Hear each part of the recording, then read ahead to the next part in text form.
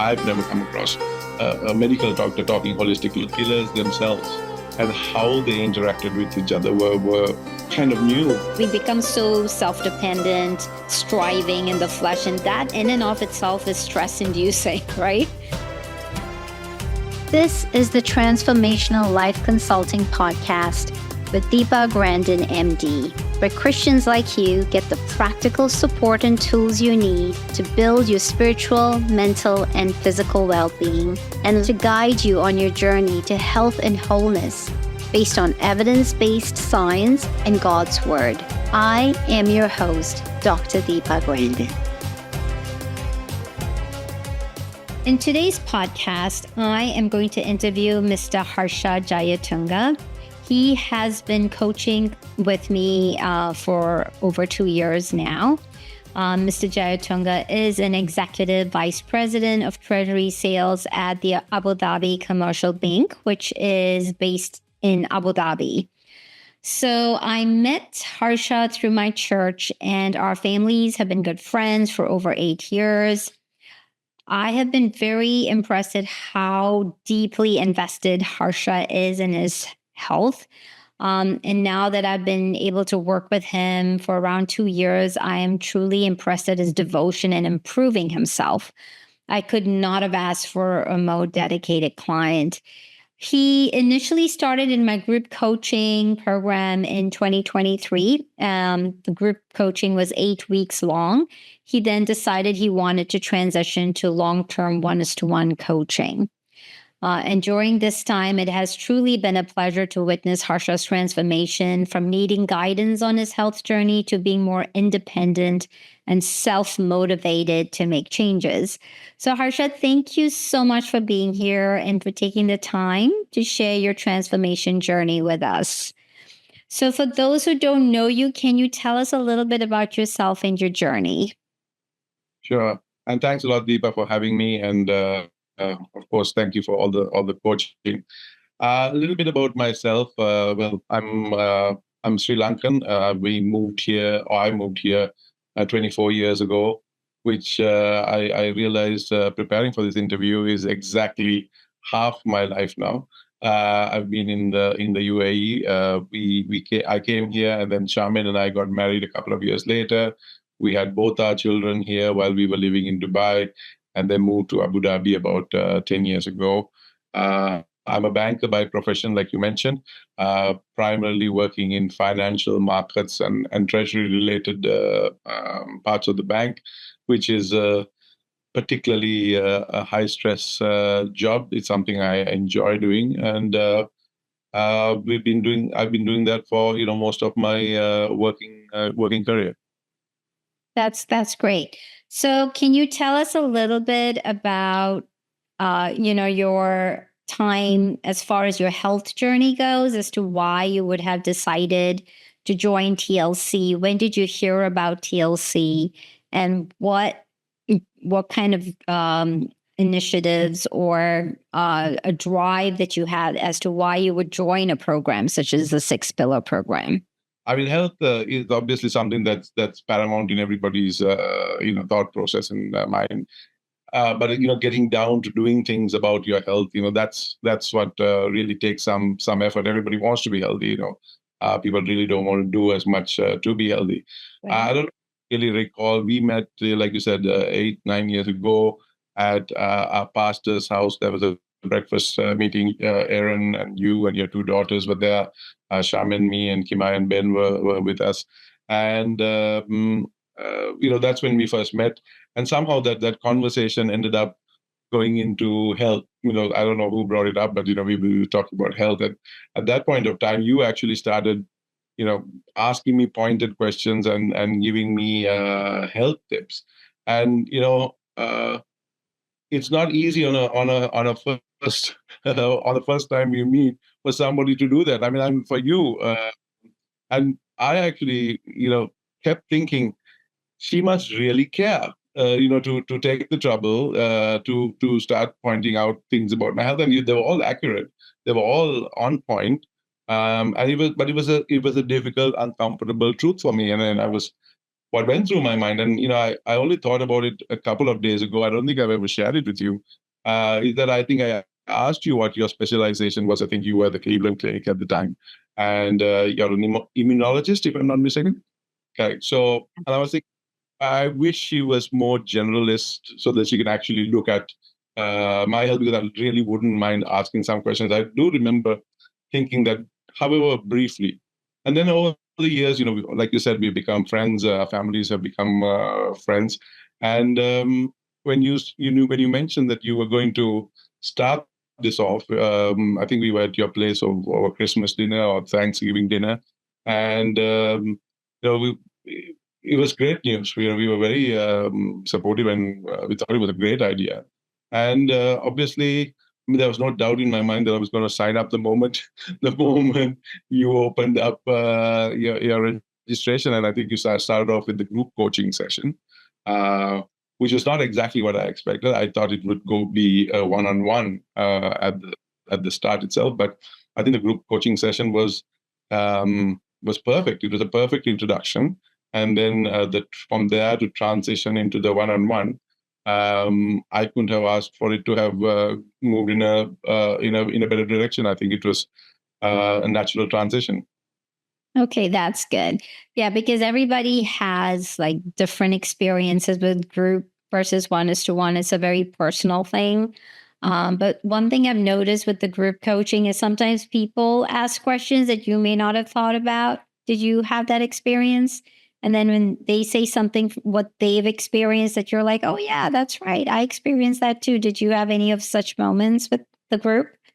Actually, I did, probably on the second session. I can't remember exactly what we were talking about, but one of the ladies who was on the course mentioned something. So, like I said, let me just take a step back. I was not really keen on the group coaching, but at that point of time, you were offering only group coaching.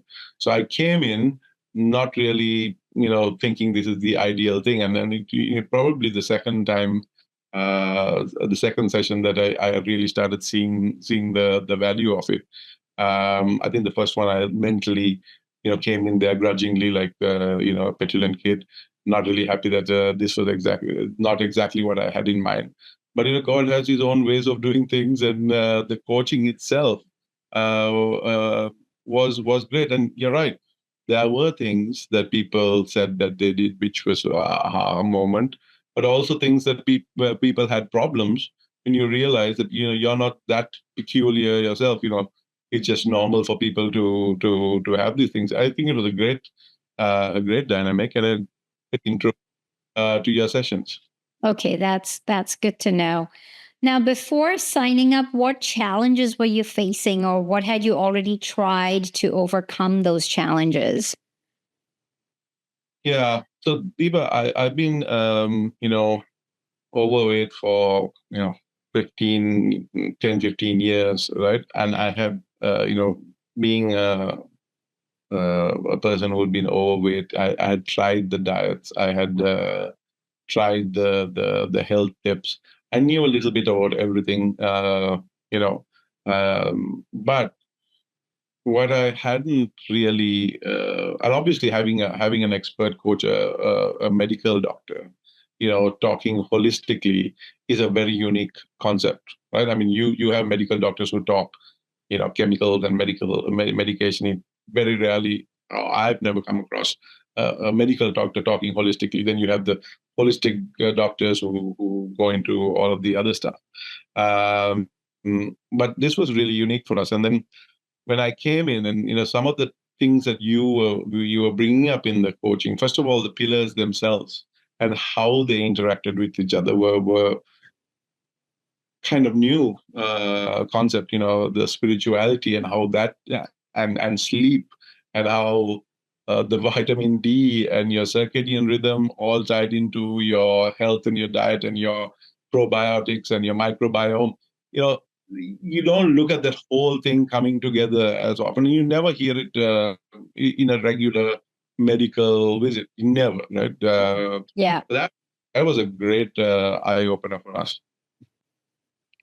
All right. So you did say that you had tried some diets and everything before. And then you started with the 6 pillar program. How, and I know you mentioned about the holistic approach, but what specifically would you say actually was that the one ingredient that you feel like that has really transformed you to the point that now in the future, hopefully, that transformation will stick? Yeah. I think, um, you know, the biggest change for me, and might not be the obvious thing, but the biggest change for me was I actually thought I was, well, I think I am a good Christian, a dedicated Christian. I think I love God. I know God loves me. I do spend a little bit of time in the Bible and prayer and whatever else. And I thought I was doing a really reasonably good job. So before we started your program, I think you had a questionnaire. And I don't quite remember whether this was the one-on-one or whether this was a group coaching. And the question you had was, okay, you say your spiritual health is, 9 or a 10. How long do you actually spend with God? How long do you spend in the Bible? How long do you spend in prayer? And I think it was about 5 minutes a day, in between some task or the other. And you actually, in your usual direct way, you actually, ask me, so you think that 5 minutes is a 9 or a 10 in that? And that's when the penny dropped. That's when I realized, no, I would never rate myself as a 9 or 10 if I was studying for a maths exam, spending 5 minutes a day. Why would I rate myself a 9 or a 10 in spirituality? That's all I've got for God. So I think that was a big transformation. And then, getting myself, so the easiest way to find time, I think David did it, Jesus did it, it was early in the morning. So I started waking up a little bit earlier and having, a little bit of dedicated proper time with the Lord in Bible study. I think for me that was the biggest transformational experience. And believe it or not, the days, and there are days that I still don't, get to do that, but the days that I do, I think my day runs much smoother. My food habits are much better. My sleep is a lot better. And generally, it just turns out to be, a better day if I start off with that dedicated time with the Lord. I don't know whether I exactly answered your question, but Yeah, you did. And in fact, I remember you actually telling me a while ago of all the pillars, the spiritual pillar was the most transformational, and how that overflows into your mental health, your sleep, your physical health. And it makes total sense, right? Because in our weakness, God is our strength. And when we are acknowledging Him and inviting Him into that journey, He takes over and He helps us to put in that discipline in place. And that's the reason why I could never see me doing the 6 pillar program without the spiritual aspect, because I really think that's such an important portion of health and wellness, because you really do need God to step in, because we all have our weaknesses, we all have our shortcomings, and that humility to ask God to join us on this journey, it's so paramount to our success. So yeah, I really agree with you, and you're not the only one. Pretty much every client I've had so far, they've all mentioned about the importance of the spiritual yeah, aspect of the 6 pillars, and how radical, like once they have that self-examination, and myself included, the days that, I do a better job with my quiet time and being humble and asking God, or else we become so self-dependent, striving in the flesh. And that in and of itself is stress inducing, right? Trying to make things happen with your own strength. And a lot of times we don't want to exercise, we don't want to eat right. And it's like fighting against yourself. I think what you did was you tied in all of those 6 pillars together. Yeah. The spirituality part of it, or the diet part of it, or the sleep and rest and community, all of that, was a level of holistic that I didn't really know or expect. And what you also did was just explain a little bit more. Sometimes the science behind some of these things. And for me, once it makes logical sense in my head, then it's easier to. Out of the 6 pillars, which was the toughest for you to integrate into your daily life, and how did you overcome that challenge? The toughest was the food, not so much the quantity or the types of food. Like I said, for me, a lot of that, um, when you start explaining the science of it, and I know different people will have different styles, and therefore, will understand things a bit differently. For me, when you started explaining the science behind the food and the glucose spikes and the troughs and all of that, it became kind of easy and logical for me to follow through. So while I do think the food part of it was the toughest to really adopt, um, it was possible. Again, quantity was never a problem. That was easy. The types of food was also easy. I think the thing that I struggled with the most, and I think I still struggle with, is the timing of my meals. Yeah. Right? Yeah. Is the one thing that I have not yet been able to fully get across, at least on a consistent basis. To have that last meal early enough. I know you keep emphasizing how important it is, and for whatever reason, I've not been able to consistently Yeah. be able.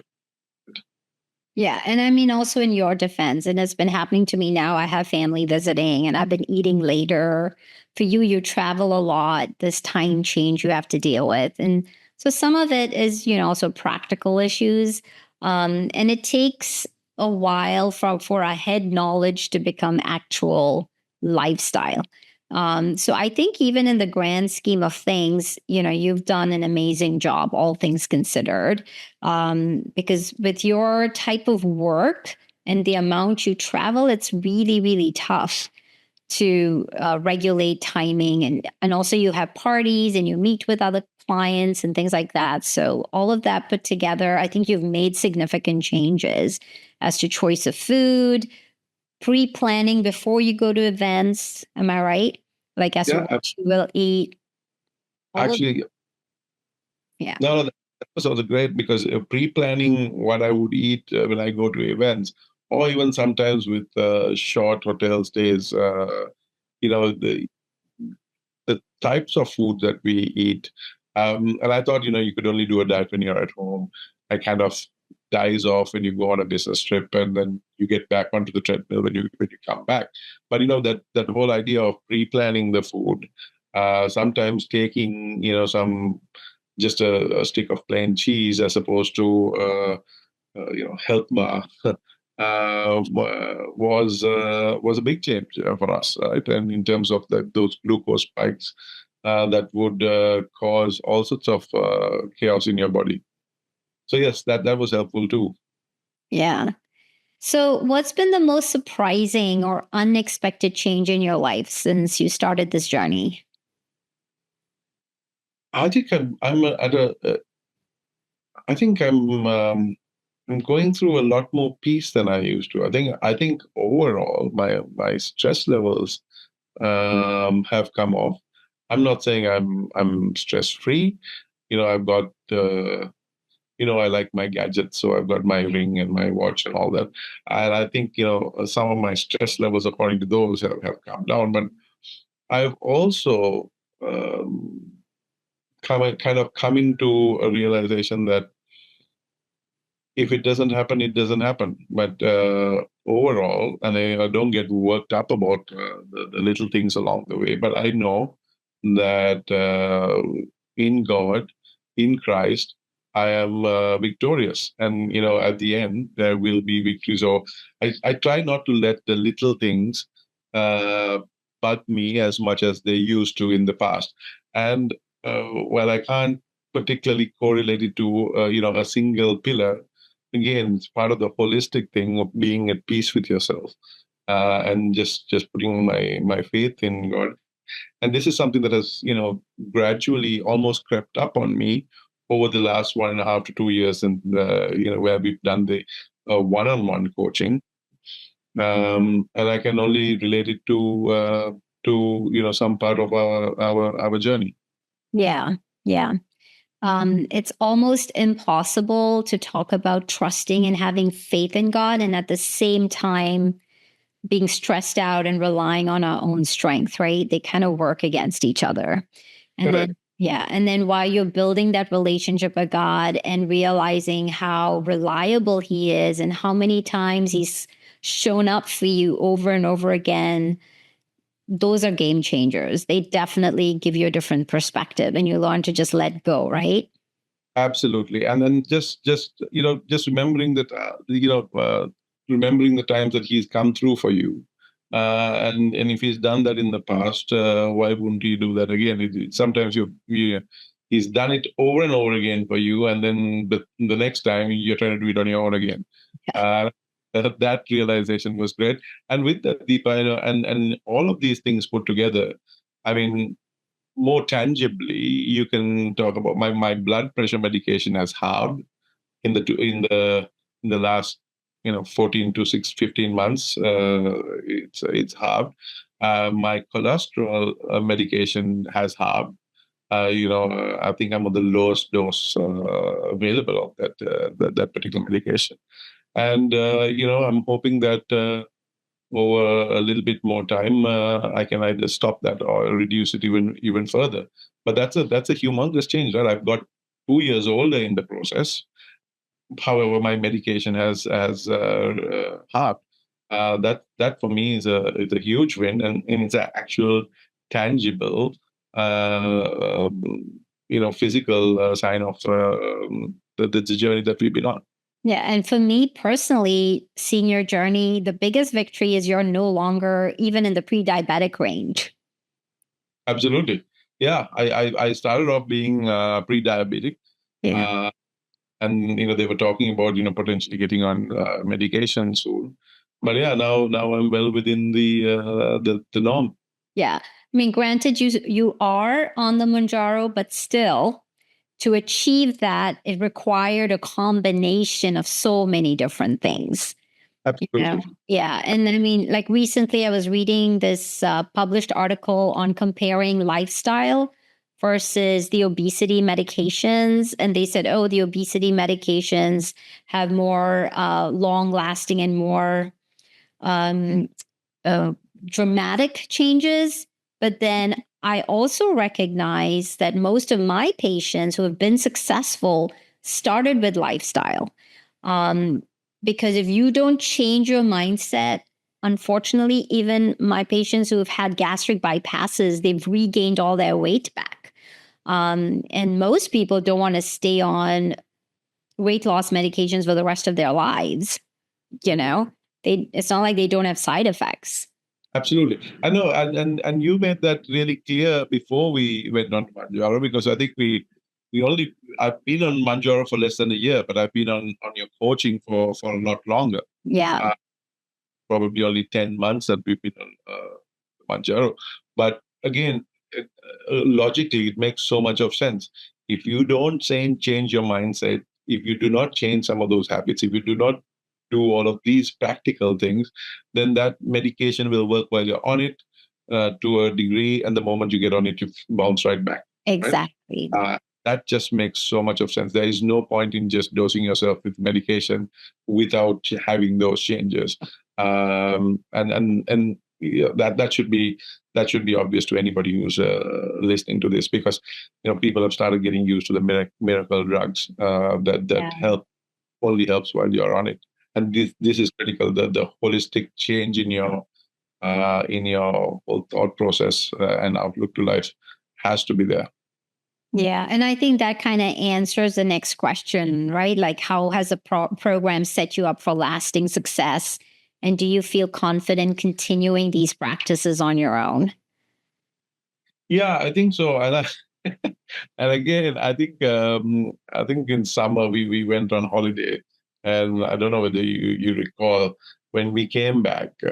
I probably had the call a week or 2 weeks after coming back, the one-on-one call, and I was going through some of the things that I had ditched while I was on holiday, and then coming back, and you were very tough with me, and you were not you didn't pull back any punches. You said what you had to say, and you said, "Look, Harshan, there's a limit that the coach can do. It's up to you to have enough discipline to do that." And but in that process, you did exactly what a coach needs to do, right? I mean, you were firm. You were compassionate about it, but you were very firm. I couldn't keep letting myself go during, and definitely not after a holiday. I had to get back on track. But for me at least, it's the routine. Being in a routine is easy. It's when the routine breaks that I fall off the wagon. And you kept and I think again it was one of those moments where the penny dropped, where you said, no, you can't keep using that as an excuse to take your time to get back on it. You have to. And what I did was I made a list of the things that I had committed to you as my coach, that I would do, because when I come back from holiday, at least I want to get back on it. I understand that when you're on holiday, it's not as easy to keep a routine, but definitely as soon as I'm back, I need to get back on it. And I think as a coach, you were tough, but that was exactly the conversation I needed, and I'm pretty sure that irrespective of what goes on when I'm on holiday, I think when I come back, I'm back on track, as I think I did back in October. Right back, got into the routine, and yes, I came back a kilo and a half bigger than heavier than when I left, but the practices didn't change. So losing that was just a couple of weeks in, lost that, and back to where I was pre holiday. Yeah. And I think you bring up an important point about holidays and just that break in the routine. Because even for me, now that I live half my time in the US, half my time here, it's so much harder for me while I'm in the US to do those routines because I have a lot more help when I'm in Abu Dhabi. And so, but the habits, the power of habit is amazing, right? Because if I don't work out or if I don't read the Bible, I feel like something's missing, and then it becomes what we call a power habit. And for people who may be interested more about this topic, there's a book called Atomic Habits by James Clear. It's a really great book. And I would encourage our listeners to read it. But it talks about once you've made this habit such a deep and integral part of your life, regardless of what's going on, whether it's a job loss, death of a loved one, divorce, these atomic habits is what will keep you on the course. So you really need to be building them during the good times. So when the hard times or when there's disruption in routine hits, it's easier to get back on the wagon. So yeah, so that's actually a great example that you gave us as to how you're able to keep up with the practices because you've been doing it day in and day out. So even when you come back from the holidays, it's easier just to step back into it. So would you say that some of these have helped set you up for success? And do you feel confident that you will continue these practices on your own? Without a doubt, I believe that these habits have set me up for success. That's the answer to your first question. I don't think I have the slightest doubt about it. Continuing on my own, I am definitely more confident that I can do it compared to how I clearly couldn't do it in the past. I think we've put guardrails on how I keep it up. However, knowing the kind of personality that I am, I think for me, that level of accountability with somebody who is not afraid to ask the tough questions is kind of something that I'm particularly keen on having. It might not be for everybody, but for me, I think having the the accountability. And actually, Deepa, hats off to you. You're not afraid to ask the tough questions at the risk of offending or losing a client. You're there to keep us on track, and you're staying true to your job description, if you like. So I think for me that's important. I think I've got the guardrails. I think I'm fairly. I've seen the value in those habits and how I try and keep them. But I still think a long term, I would like to have that accountability.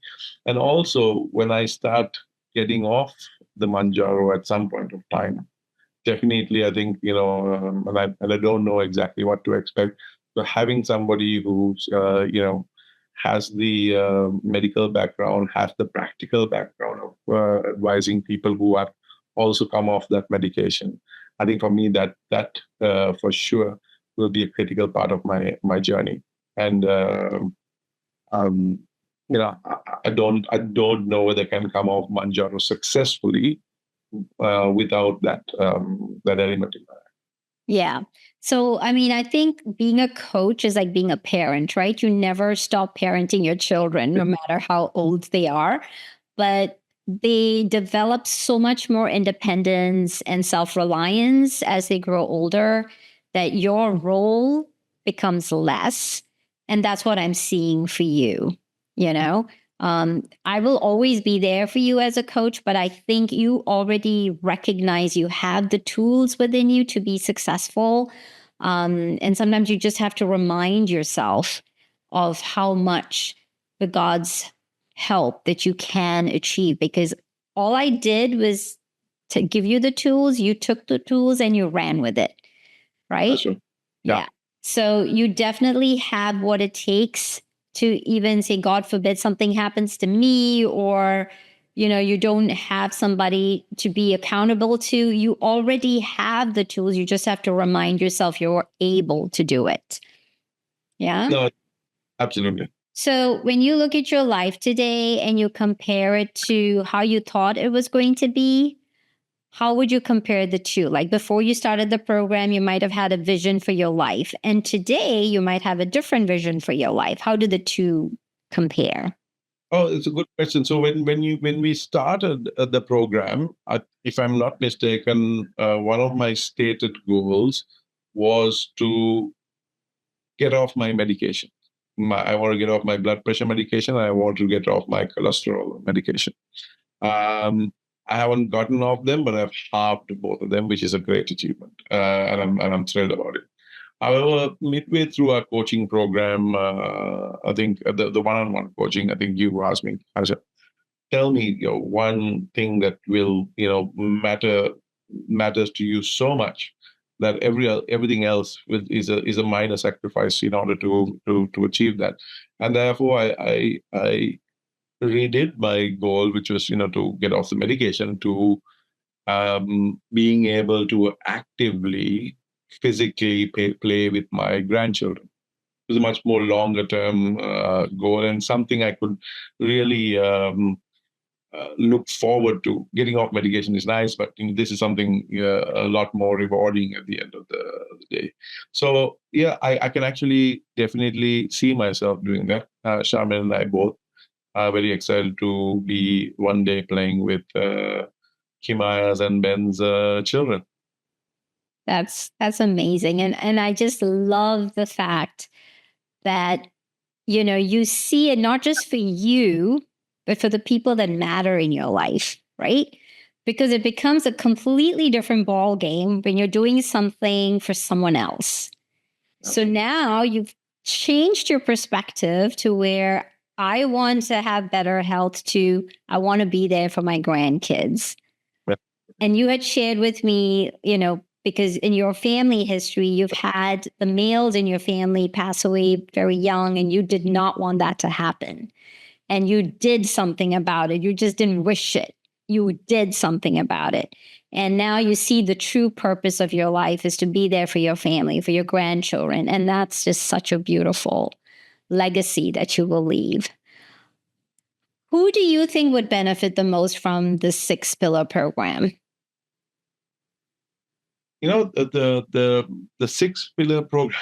I joined this because I was overweight and on some medication, and I wanted to lose weight and get fitter. But honestly, this six pillar program is not just for people like that. It it it it builds up.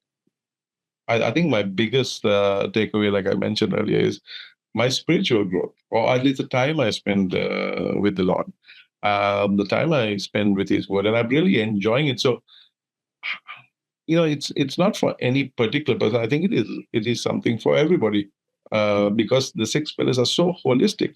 You might be the fittest person in the world, but if you aren't spending enough time with the Lord, no, not good enough. If you are spending time with the Lord and fit, but you don't have community, or you're not able to, bring the joy of the Lord into action, then it's for you too.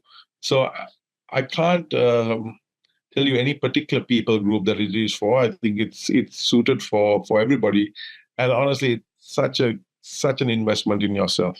And I cannot overemphasize this. This is probably one of the most important investments that anybody can ever do. It's not a huge investment, but it is an investment that has such a long-term and holistic impact on your life that I can recommend it to anybody who just wants to improve themselves, improve the quality of their life, improve their walk with the Lord, improve their health.